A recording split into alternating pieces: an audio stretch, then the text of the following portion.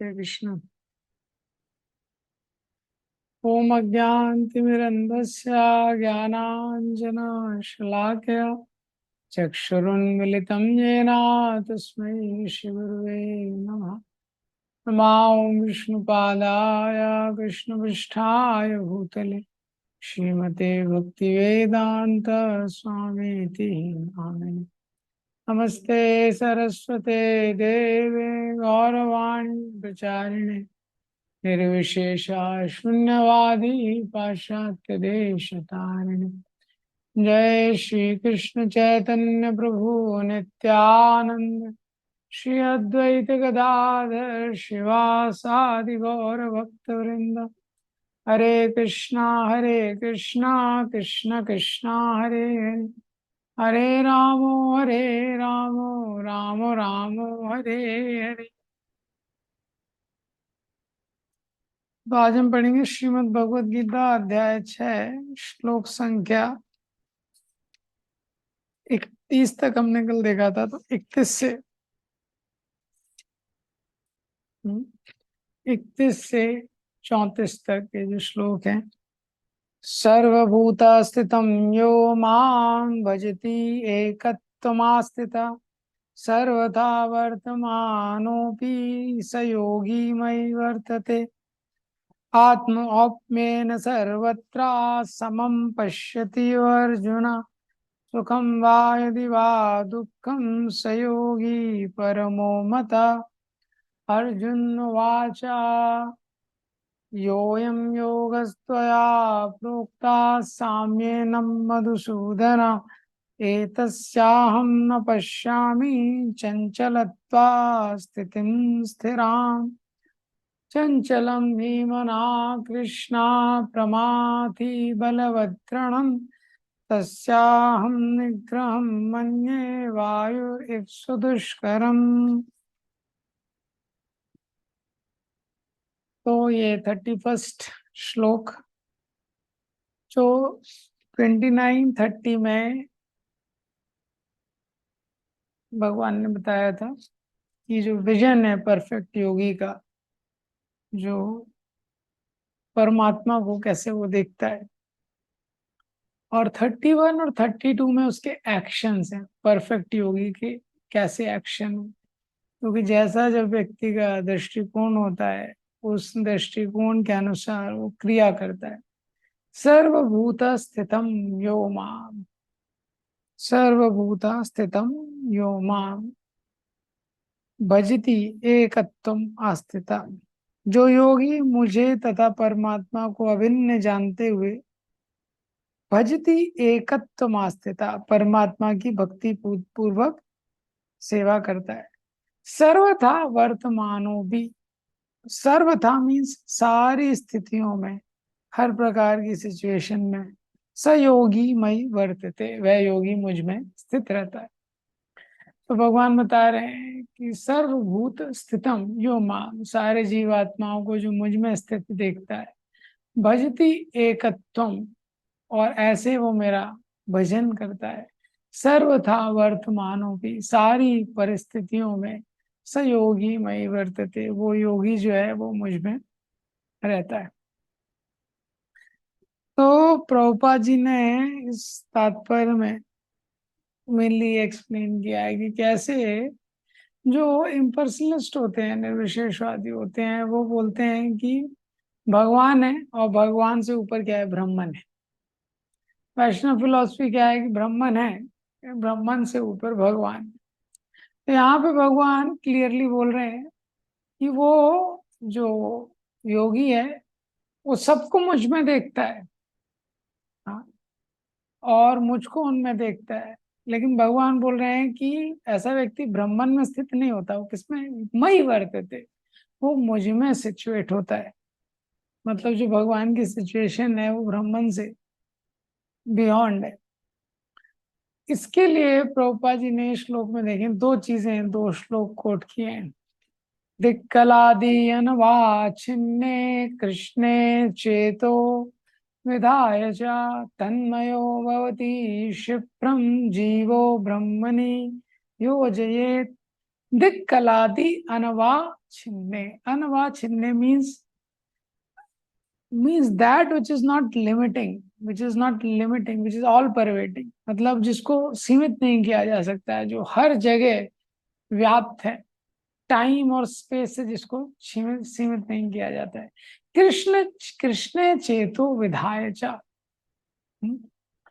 तो जब उसकी जो चेतना है उस आध्यात्मिक सत्य में चली जाती है, जिसको किसी समय द्वारा, किसी स्पेस द्वारा सीमित नहीं किया जाता है, तन्मया भवती क्षिप्रम, और जब उसमें जीव एब्जॉर्व हो जाता है, जीवो ब्रह्मणि योजित, तब वो ब्राह्मण प्लेटफॉर्म पे सिचुएट हो जाता है। तो ये श्लोक में भगवान एसेंशियली क्या बोल रहे हैं कि जब जीव जो है, उसका जो मन जो है, तो जब उसका मन आध्यात्मिक सत्य में फिक्स हो जाता है, तो किसी भी जीव को अगर अपने मन को आध्यात्मिक सत्य पे फिक्स करना है, तो बेस्ट क्या है, फिक्स माइंड ऑन कृष्णा, कृष्णे चेतो विधाय च। जो आध्यात्मिक सत्य पे अगर कोई अपना मन योगी फिक्स करना चाहता है, तो उसके लिए सबसे बेस्ट है कि भगवान पे फिक्स करे। जो कृष्ण है वो क्या है, दिक कलादि अनवच्छिन्न, वो काल से, समय से, किसी भी परिस्थितियों में उनको सीमित नहीं किया जा सकता है, वो इन सब से ट्रांसेंडेंटल है। दूसरा चीज शिल प्रभुपाद कोट करते हैं इसी श्लोक में, एको एव परो विष्णु सर्वव्यापी न संशय, ऐश्वर्याद रूपम एकम च सूर्यवत बहुधीयते। एको एव परो विष्णु, एको एव वो आध्यात्मिक सत्य, परम सत्य एक है, सर्वव्यापी न संशय, और वो सर्वव्यापी है, इसमें कोई संशय नहीं है। वो सर्वव्यापी है। ऐश्वर्याद रूपम एकम च, तो वो क्या है, ऐश्वर्य रूप। और उदाहरण दे रहे हैं, जैसे एक ही सूर्य है लेकिन वो हर जगह व्याप्त रहता है। तो ये उदाहरण बता रहे हैं कि जो योगी है किस तरह से सारे जीवात्माओं में परमात्मा को देखता है, और क्योंकि वो योगी परमात्मा को हर जीवात्मा में देखता है, वो भगवान में स्थित रहता है, भगवान से कभी डिस्कनेक्ट नहीं होता है। प्रभुपाद जी उदाहरण देते हैं किस तरह से जो जीवात्मा इस संसार में हर जगह देख सकता है भगवान को। तो प्रभुपाद जी बोलते हैं, जैसे कोई छोटा बच्चा है, तो माँ है उसके जूतों को देखती है, तो उसको किसकी याद आती है, बच्चे की याद आती है। क्यों? क्योंकि वो बच्चे से प्रेम करती है, उसको जूतों से प्रेम नहीं है, उसको प्रेम बच्चे से है। और क्योंकि वो जूते बच्चे के जूते हैं, इसलिए उसको देख के वो बच्चे की याद आती है उसको। प्रभुपाद जी बोलते हैं इसी तरह जब कृष्ण से प्रेम हो जाता है, जब भगवान से प्रेम हो जाता है, तो जीवात्मा हर जगह भगवान को देख सकता है। क्योंकि कहीं पे भी है, इस पूरी पृथ्वी में व्यक्ति कहीं भी हम लोग बैठे हैं, तो मटेरियल एनर्जी जो है भगवान की, उसी पे बैठे हैं। हो मेरा आप हो नल हो वायु, सब भगवान से आ रहा है। प्रभुपाद जी बोलते हैं अगर आप दिन में हो रोशनी, चाहे रात में, दिन में सूर्य की है और रात में किसकी है, चंद्र की है। और भगवान गीता में क्या बोलते हैं, प्रभास्मी शशि सूर्य हो, सूर्य और चंद्र का प्रकाश किससे आ रहा है, मेरे से आ रहा है। तो इस संसार में जो भी है वो भगवान की एनर्जी है। तो जब भगवान से प्रेम होता है तो व्यक्ति भगवान को याद करता है। इस संसार में भी व्यक्ति जिससे प्रेम करता है, वो चीज को देखता है, वो व्यक्ति की याद आती है। इसी तरह जब भगवान से प्रेम होगा तो संसार की कोई भी वस्तु देखता है, उसको भगवान की याद आएगी। ये तो रसो हम अक्षु कौन्तेया, गीता में भगवान बताते हैं कि मैं पानी का टेस्ट हूँ। हाँ, पानी अगर जब व्यक्ति को जरूरत है, नहीं मिलेगा तो उसकी मृत्यु हो जाएगी। वॉर के टाइम पे ऐसा सिचुएशन आ जाता है। हाँ, तो अगर पानी नहीं मिलेगा उसका मृत्यु हो सकता है। तो इस तरह से संसार में कोई भी चीज व्यक्ति देख रहा है, कुछ भोजन कर रहा है, कोई आकर्षक चीज देख रहा है, हर चीज क्या है, वो भगवान की ही शक्ति है। तो शक्ति को देख के उसको शक्तिमान की याद आनी चाहिए। ये सिद्धांत यहाँ पे बताया गया है।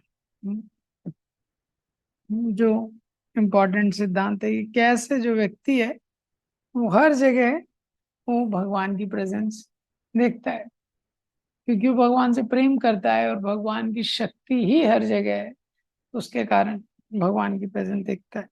अब नेक्स्ट श्लोक में बताया है तो कैसे एक्ट करता है। आत्म औपमेन सर्वत्र समम पश्यति अर्जुन, सुखम वा यदि वा दुखम सयोगी परमो मता। आत्म औपमेन, आत्म मीन्स अपने से, औपमेन मीन तुलना करके, सर्वत्र हर जगह, समम पश्यति अर्जुना, तो अपने से तुलना करके वो सारे प्राणियों को देखता है। सुखम वा यदि वा दुखम, इसीलिए सुख और दुख में सहयोगी परम, समानता का दर्शन करता है, क्योंकि वो अपने को उस जगह रख के अपने से समानता से, हाँ, अपने से तुलना करके सारे जीवात्माओं को देखता है। ये तो साधारणतः संसार में अपना सुख दुख व्यक्ति बड़ा कॉन्शियस रहता है, दूसरे के सुख दुख से लगभग डिटैच रहता है पूरी तरह से। तो संसार में साधारण व्यक्ति तो अपने जीवन के लिए कितना चिंतित रहता है, मेरा भोजन, मेरा भविष्य, मेरा स्वास्थ्य, मेरे रिश्तेदार, सब कुछ मेरे के बाहर, मी और माइन के घेरे के बाहर जाना लगभग साधारण जीवात्मा के लिए लगभग बहुत मुश्किल रहता है। लेकिन जो ऐसा योगी है वो सारे जीवात्माओं को, उनका हैप्पीनेस डिस्ट्रेस वो कैसे देखता है, अपने से तुलना करके। तो प्रभुपाद जी ने बहुत सुंदर तात्पर्य इसमें बताया है। प्रभुपाद जी बताते हैं, बहुत अलग एंगल दिया है प्रभुपाद जी ने तात्पर्य में, कि वह अपने व्यक्तिगत अनुभव से प्रत्येक प्राणी के सुख दुख से अवगत होता है। दूसरा लाइन लिखते हैं, जीव के दुख का कारण है ईश्वर से अपने संबंध का विस्मरण होना, सुख का कारण है कृष्ण को मनुष्यों के समस्त कार्यों का परम भोक्ता, समस्त भूमि तथा लोकों का स्वामी एवं समस्त जीवों का परम हितैषी मित्र समझना। पूर्ण योगी है जानता है कि भौतिक प्रकृति के गुणों से प्रभावित बद्ध जीव कृष्ण से अपने संबंध को भूल जाने के कारण दुख भोग रहा है। तो प्रभुपाद जी इस तात्पर्य में बोलते हैं कि this verse is a call for compassion. एक अलग एंगल प्रभुपाद जी दे रहे हैं। वो बता रहे हैं कि जो योगी है वो जानता है कि जब मैं भक्ति के मार्ग में नहीं जुड़ा था, ये भक्तों के लिए भी ये सिद्धांत लागू है। तो हर व्यक्ति इस पे चिंतन कर सकता है कि जब हम भक्ति के मार्ग में नहीं जुड़ा था मैं, तो जब मैं भक्ति की क्रियाओं में नहीं था तो जीवन कैसा था, दुख से भरा हुआ था। और अब जब मैं भक्ति के मार्ग में जुड़ गया हूँ तो जीवन में एक आशा की किरण आ गई है, जीवन में एक आनंद आ गया है, इतनी समस्याओं के बीच में भी एक संतुष्टि आ गई। ये तो वो इस तरह से वो समझता है कि इस तरह कृष्ण भावना भावित होना ही एक्चुअली आनंद का, आनंदित होने का यही तरीका है। तो इसके द्वारा मुझे आनंद मिला है और इसके द्वारा दूसरों को भी आनंद मिल सकता है। तो वो सोचता है कि मैं दूसरों को भी कैसे इस आनंद का आस्वादन कर रहा हूँ। तो ये अष्टांग योग का चैप्टर है, लेकिन इस अष्टांग योग के अध्याय में भी आप एंड में देखेंगे भगवान अष्टांग योगी को टॉप मोस्ट योगी नहीं बोल रहे। जो अष्टांग योगी है, एकदम आसन में बैठा हुआ है, ध्यान में लगा हुआ है, भगवान उसको टॉप मोस्ट योगी नहीं बोल रहे। क्यों? क्योंकि वो केवल खुद में लगा हुआ है, दूसरों के बारे में उसको चिंता नहीं है। ये अगर वास्तव में कोई व्यक्ति भक्ति के मार्ग में लगा है तो वो दूसरों के प्रति भी चिंतित है। हाँ, तो यहाँ पे भगवान क्या बोल रहे हैं, call for compassion, call for outreach. हाँ, तो जो योगी है जो खुद जिस चीज का आस्वादन कर रहा है उसकी इच्छा है दूसरे भी इसका आस्वादन करें। श्रील प्रभुपाद जी ने दुनिया भर में प्रचार किया और बहुत सारे ऐसे योगी थे। जब प्रभुपाद जी एक बार पाश्चात्य देशों में गए, योगा बहुत पॉपुलर था उस समय और इंडिया के योगा टीचर्स भी बहुत पॉपुलर थे। तो हिमालय से एक बहुत फेमस योगा टीचर आया था और वो बहुत फेमस था, जो हिमालय में ही रहता था। हाँ, तो उसके बाद जब कुछ रिपोर्टर गए उससे पूछने के लिए, उसका इंटरव्यू लिया, बहुत इम्प्रेस हुए उस योगी से। और उससे बोला, अरे आपके पास इतना सारा ज्ञान है, इतना ज्यादा आपके पास साक्षात्कार है, आप पाश्चात्य देशों में आके ये ज्ञान जो है इसको शेयर क्यों नहीं करते, लोगों को बताते क्यों नहीं है? तो उस व्यक्ति ने बोला कि जो प्यासा है वो नदी के पास आता है, नदी प्यासे के पास नहीं आती। हाँ, तो यही काफी सारे योगियों का एटीट्यूड रहता है, लेकिन प्रभुपाद जी का ये एटीट्यूड नहीं था। ये- क्योंकि कलयुग में लोग प्यासे हैं, लेकिन इतनी ज्यादा माया में है, उनको पता ही नहीं है कि वो भूखे और प्यासे हैं। तो कलयुग में उनको पता नहीं है, इसीलिए जरूरत है लोगों के पास जाने की।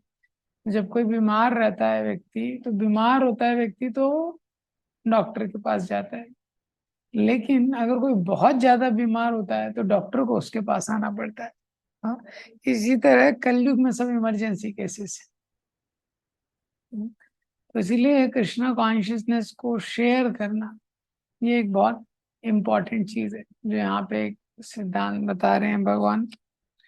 अब 33 से 36 का जो सेक्शन है, इसमें अर्जुन बताते हैं मन को नियंत्रण करने की जो आवश्यकता है, necessity of controlling the mind.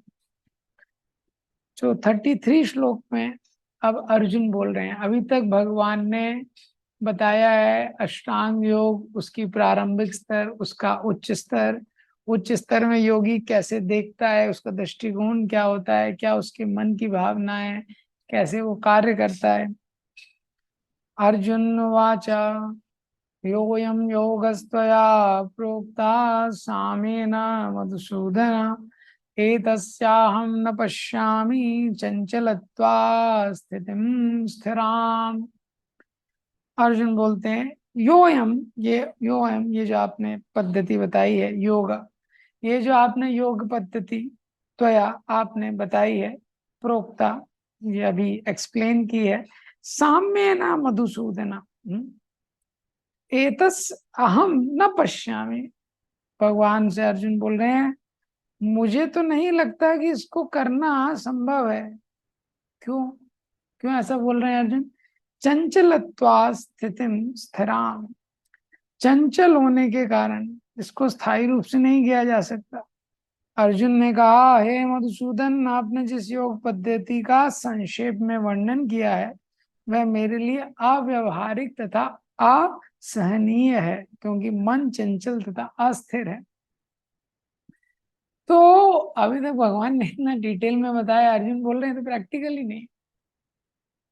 हाँ, तो 27 और 28 श्लोक में भगवान ने ब्रह्मन रियलाइजेशन के बारे में बताया, 29 में भगवान ने परमात्मा रियलाइजेशन के बारे में बताया, फिर 30-31 में भगवान ने भगवान रियलाइजेशन के बारे में बताया, और 32 वर्ष में भगवान ने कंक्लूजन दे के बताया कि किस प्रकार से सारी जीवात्माओं को भगवान का अंश देखकर वो आध्यात्म जो योगी है उसका रियलाइजेशन। ये तो ये सब तो भगवान ने बता दिया। अब लेकिन जब अर्जुन ये सब सुन रहे हैं, तो अर्जुन बोल रहे हैं ये तो मेरे लिए बहुत मुश्किल लग रहा है मुझे कि इसको किया जा सकता है। हाँ, योयम जो अभी आपने बताया है, ये सिस्टम योगा का, योगस्त्वया प्रोक्ता, आपने अभी जो सुना है साम्य है ना, और ये पूरा सिस्टम फोकस है साम्य पे। साम्य मीन्स इक्वानिमिटी, वननेस पे, परसेप्शन पे, समदर्शिना। ये एतस्याहम न पश्यामि, लेकिन मैं तो देखता हूँ, मैं इस प्रकार से देख रहा हूँ कि ये संभव नहीं है, प्रैक्टिकल नहीं है। हाँ, ये पॉसिबल नहीं होगा। क्योंकि मैं तो लोगों को ऐसा इक्वल देख नहीं पा रहा हूँ जैसा आप बोल रहे हैं। आप बोल रहे हैं सबको मुझ में देखो, मुझ में उसको देखो, मैं तो ऐसा देख नहीं पा रहा हूँ। एतस अहम न पश्यामि, मैं ऐसा नहीं देख पा रहा हूँ। चंचलत्वा स्थितिम स्थिराम, और मन बहुत चंचल है, इतना रेस्टलेस है। तो अगर मेरे को कोई बोले युधिष्ठिर और द्रोणा, युधिष्ठिर को और दुर्योधन को इक्वली देखो, तो मैं तो नहीं देख पाऊंगा। अर्जुन प्रैक्टिकली सोच रहे हैं। कि आपने बोला है सबको समान रूप से देखना है, तो मैं इक्वल नहीं देख सकता। अगर कोई बोले शकुनी और विदुर को एक जैसा देखो, तो मैं तो नहीं देख पाऊंगा। तो अर्जुन यहाँ पे बता रहे हैं। तो यहाँ पे Arjun is expressing submission as well as reservation. तो ये बहुत एक कॉम्बिनेशन है। सबमिशन का मतलब है I will do what ever you से, जो आप बोलेंगे मैं वो करूंगा। रिजर्वेशन का मतलब है I can't do what ever you से। तो ये दोनों चीजें साथ में कैसे हो सकती हैं? तो हो सकती हैं यहाँ पे। सबमिशन का मतलब है I am not saying what you are saying is wrong. ये अर्जुन ने how to submissively inquire 4th chapter में भी आता है। तो अर्जुन सबमिसिव है। अर्जुन ये नहीं बोल रहे कि जो आप बोल रहे हैं वो गलत है। हाँ, क्योंकि अगर कोई जीवात्मा सबमिसिव नहीं होगा तो ऑफेंसिव हो जाएगा। तो अर्जुन भगवान से बोल रहे हैं कि जो आप बोल रहे हैं ये सही है, हाँ, एक्सेप्ट कर रहे हैं। लेकिन रिजर्वेशन मतलब वो बोल रहे हैं मेरे लिए प्रैक्टिकल नहीं है ये क्या है, मेरे लिए प्रैक्टिकल नहीं है। तो इंटरेस्टिंग कॉम्बिनेशन है सबमिशन और रिजर्वेशन का।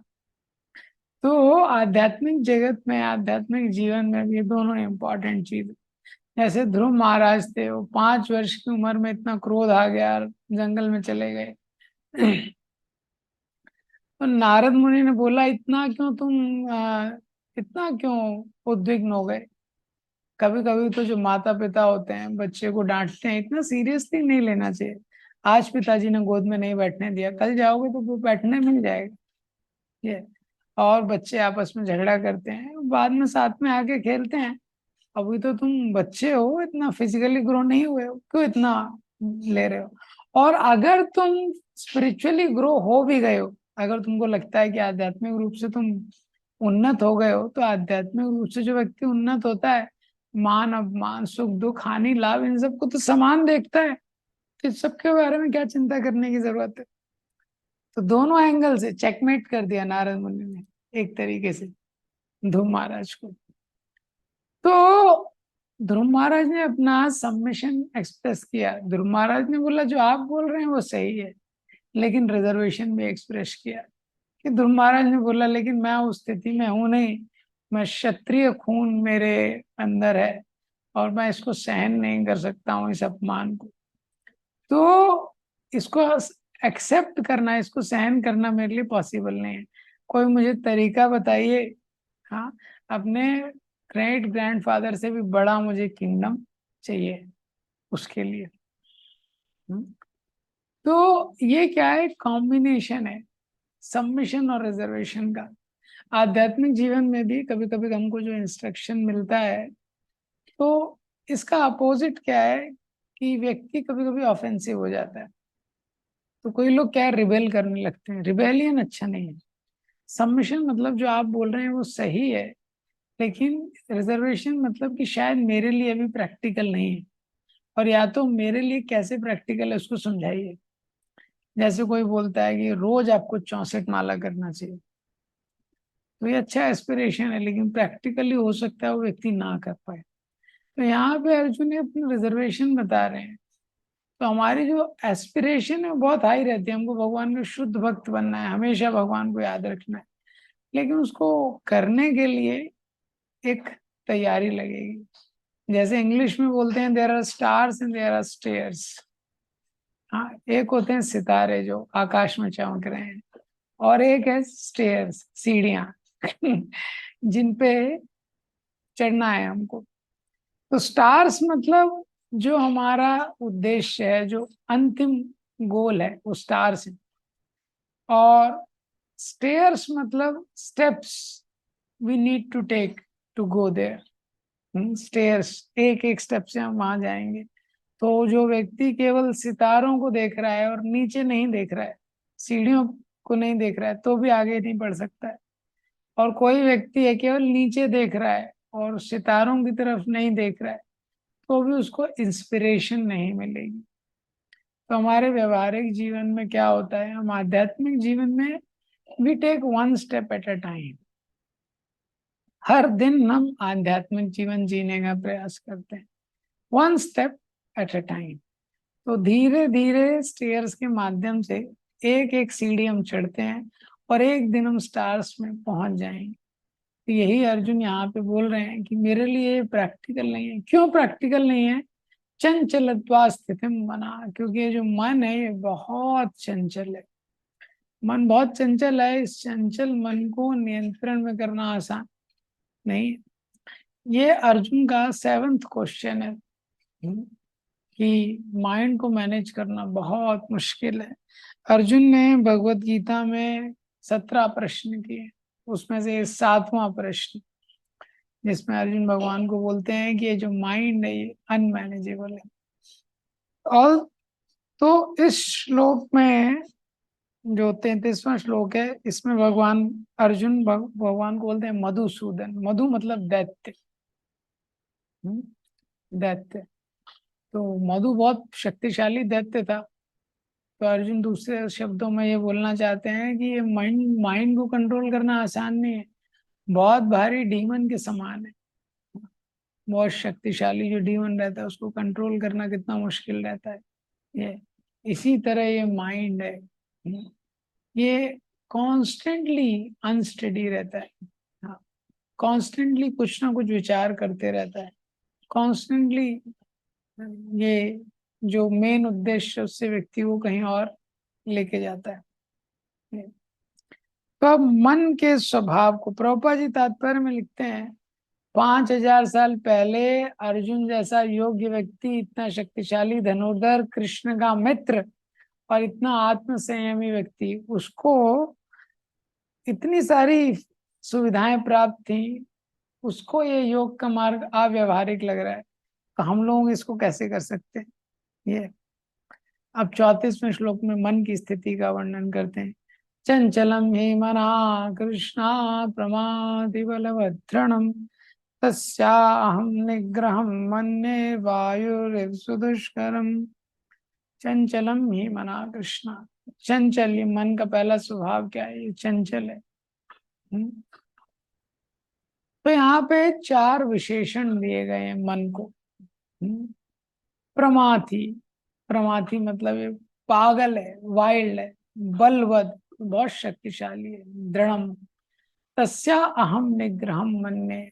अर्जुन बोलते हैं इसको निग्रह करना यानी इसको वश में करना, वायु एवं सुदुष्करम, वायु की तरह सुदुष्कर, अत्यंत कठिन है।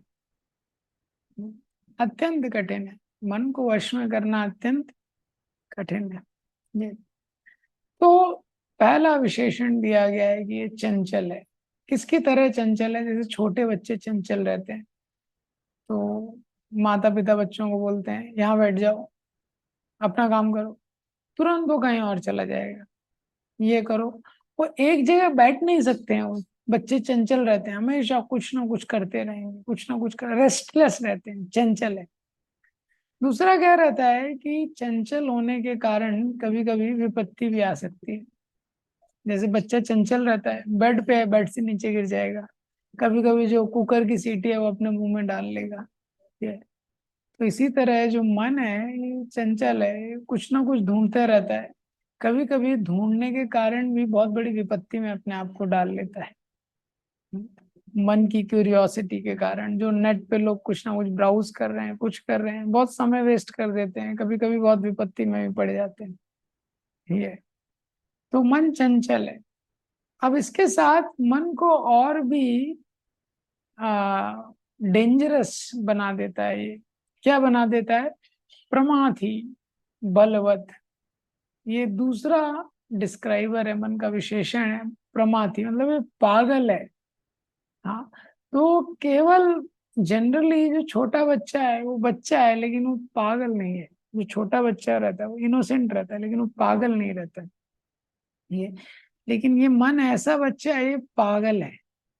जो पागल व्यक्ति होता है, मतलब प्रमाथी, मतलब पागल में अलग अलग लेवल रहते हैं। हाँ, ये बहुत हाई लेवल का जो प्रमाथी, एक्सट्रीमली वाइल्ड हो गया, इतना पागल है ये। जब कोई व्यक्ति पागल हो जाता है वो क्रेजी चीजें करता है। और जब वो क्रेजी चीजें करता है तो उसको उसको हैंडल करने के लिए 2 3 4 लोगों को लगाना पड़ता है। ये बलवत तीसरा विशेषण। और ये अगर कोई बॉक्सिंग चैंपियन हो वो पागल हो जाए, कोई साधारण व्यक्ति पागल होता है उसके लिए भी 2 3 चीज लगते हैं, लेकिन अगर कोई बहुत शक्तिशाली व्यक्ति पागल हो जाए तो उसको लगभग कंट्रोल में करना लगभग असंभव है। 11वें स्कंद में जो अवंती ब्राह्मण है वो बोलते हैं जो मन है भगवान की तरह इसकी शक्ति है। हाँ, तो मन जब किसी व्यक्ति पे नियंत्रण कर लेता है तो मन क्या है, सर्वशक्तिमान की तरह कार्य करता है। मन ने जो भी आज्ञा दी उसको व्यक्ति कभी भी ना नहीं बोल सकता है। हम देख सकते हैं जब हम मन के नियंत्रण में आ जाते हैं, जो व्यक्ति भक्त नहीं है उनका जीवन तो पूरा मन ही कंट्रोल कर रहा है। गीता के 10वें अध्याय में भगवान बोलते हैं इंद्रियाणाम मनश्चस्मि, among the senses I am mind, इंद्रियों में मैं मन हूँ। तो मन मन जो है, mind represent the supreme power of Krishna, भगवान की शक्ति का प्रतिनिधित्व करता है ये मन। सारे प्रैक्टिकल पर्पसेस के लिए मन जो है, माया जो है वो मन के इक्विवेलेंट है, क्योंकि माया हमको कृष्ण से दूर ले जाती है। कैसे? मन के ही द्वारा। माया और मन एक ही है, एक वे में। तो जिसके मन के अनुसार जो व्यक्ति चलता है, जिसके जीवन में कुछ अनुशासन नहीं, ये जो आध्यात्मिक क्रियाओं को नहीं करता है, हम देख सकते हैं उसके जीवन को कैसे ये पूरी तरह से नष्ट कर देता है। प्रमाथि बलवत दृढ़म, ये और इतना शक्तिशाली है, इसलिए माया इतनी पावरफुल है। ये संसार में इतने बड़े बड़े जेल हैं लेकिन सबसे कैदी भागे हैं। लेकिन माया को पता है हमारी वीकनेस क्या है, इसी तरह मन को पता है हमारी वीकनेस क्या है। तो माया ने ऐसा जेल बनाया है उसमें कोई सलाखें नहीं है, देर आर नो बार्स, लेकिन कोई कैदी भागना नहीं चाहता है। हाँ, इतना शक्तिशाली है। इसी तरह मन का ट्रैप है जो, और दृढ़म, दृढ़म मतलब डिटरमाइंड। हाँ, डिटरमाइंड। तो डिटर्मिनेशन तो पॉजिटिव सेंस में यूज होता है, लेकिन उसका नेगेटिव सेंस क्या है? ऑब्स्टिनेसी। अगर कोई जिद्दी हो जाए, नेगेटिव चीज के लिए डिटर्मिनेशन हो जाए, तो मन बच्चे की तरह चंचल है, पागल है, बहुत शक्तिशाली है और जिद्दी है। तो जिद्दी है मतलब उसने कसम खा रखी है कि व्यक्ति का नाश कर देगा। हाँ, जैसे रामायण में हम देखते हैं जो रावण है, रावण को इतने संकेत मिले, लक्ष्मण ने शूर्पणखा की नाक काट दी, भगवान ने खरदूषण सहित 14,000 राक्षसों का वध कर दिया, मारीच का वध हो गया, मेघनाथ का वध हो गया, कुंभकर्ण का वध हो गया, इतने बड़े बड़े शक्तिशाली लोगों का वध हो गया, लेकिन रावण की जो जिद थी कि मैं सीता को नहीं दूंगा। ऐसे मन का स्वभाव है, व्यक्ति को जब तक पूरी तरह से नष्ट नहीं कर देता है। हाँ, जैसे दुर्योधन को भी इतने सारे भगवान शांति दूत बन के गए, और इतना सारा उसको पहले ही ग्लिम्स और ट्रेलर मिल गए थे लाइफ में। हाँ, कि पांडवों का कितना भी कोशिश करने पे उनका वो विनाश नहीं कर पा रहा था ये। लेकिन फिर भी मैडनेस, मन जब किसी पर नियंत्रण कर लेता है ये, तो उसको कंट्रोल करना बहुत मुश्किल रहता है। तो यहाँ पे बताया गया है वायुर एव सुदुष्करम। अर्जुन ने किससे का कंपैरिजन किया है?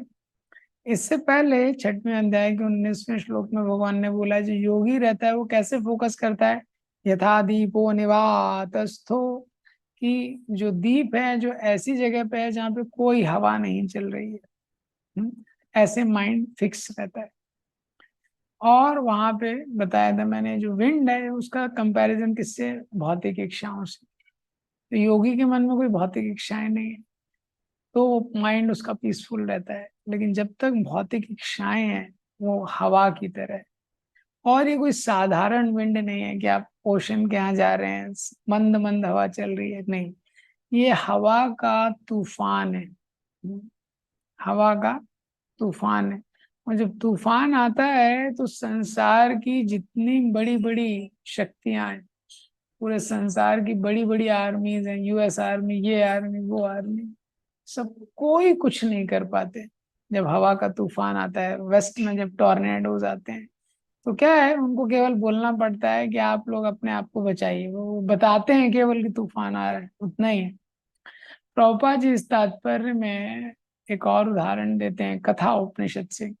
आत्मानां रतिनां विद्धि शरीरं रथमेव च, बुद्धिं तु सारथिं विद्धि मना प्रग्रहमेव च, इंद्रियाणि हयाहुर्विश्यांस्तेषु गोचरन्, आत्मेन्द्रिया मनोयुक्तं भोक्तेति याहु मनीषिणः। ये जो शरीर है, इसकी तुलना की गई है कि जो शरीर है, जो वे जीव है, वो पैसेंजर की तरह है, ये है। और उसका जो शरीर है ये रथ की तरह है। उसकी जो बुद्धि है वो क्या है, वो ड्राइवर है, वो सारथी है। जो मन है वो लगाम है, और जो इंद्रियां हैं वो घोड़े हैं। हम्म? और जो आत्मा है वो सुख और दुख का अनुभव करता है मन और इंद्रियों के कंपैरिजन में। तो जो बुद्धि है वो सारथी है, मन लगाम है। तो आइडियली बुद्धि को लगाम को, जो सारथी है उसको लगाम का नियंत्रण होना चाहिए। लेकिन मन जब भौतिक इच्छाओं से भरा रहता है, इतना स्ट्रांग और शक्तिशाली रहता है और जिद्दी रहता है, तो वो क्या होता है, वो इंटेलिजेंस को, बुद्धि को ओवरकम कर लेता है। जैसे कभी कभी व्यक्ति को इन्फेक्शन हो जाता है, बहुत खतरनाक इन्फेक्शन हो जाता है, कोई मेडिसिन काम नहीं करती। मेडिसिन की इफेक्टिविटी क्या है, फेल हो जाती है उसके आगे। हम्म? तो इसी तरह मन की स्थिति है। तो प्रभुपाद जी बोलते हैं कि कलयुग में मन को नियंत्रण करने का एक ही तरीका है, ये हरे कृष्ण मंत्र का जो जाप है, यही इजीएस्ट तरीका है। कोट करते हैं, सवै मना कृष्ण पादा अरविंदयो। जब हम भगवान की सेवा में मन को लगाते हैं, हाँ, तभी भी, तभी ये संभव है। आत्मेंद्रिया प्रीति वांचा तारे बोले का, आत्मेंद्रिया मनोयुक्तम, यहाँ पे लिखा गया है। जो इस संसार में इंद्रियां और मन है, इनको भगवान की अगर सेवा में लगाते हैं, तो भगवान की सेवा शुरू होती है जीवा से। सबसे पहले ध्यान पूर्वक हमको भगवान के नाम का जप करना चाहिए, और उसके बाद जो भी इंद्रियां हैं, जितना उनको भगवान की सेवा में लगाते हैं, उतनी इंद्रियां पीसफुल होती हैं। जितनी इंद्रियां और माइंड पीसफुल होता है, उतना व्यक्ति जॉयफुल होता है। जितनी इंद्रियां एजिटेट रहती हैं, जितनी मन में भौतिक इच्छाएं रहती हैं, उतना व्यक्ति क्या रहता है, डिस्टर्ब रहता है। अब अगले श्लोक में कल भगवान बताएंगे इस मन को नियंत्रण कैसे करना है। ग्रंथराज भगवद गीता के प्रभुपाद।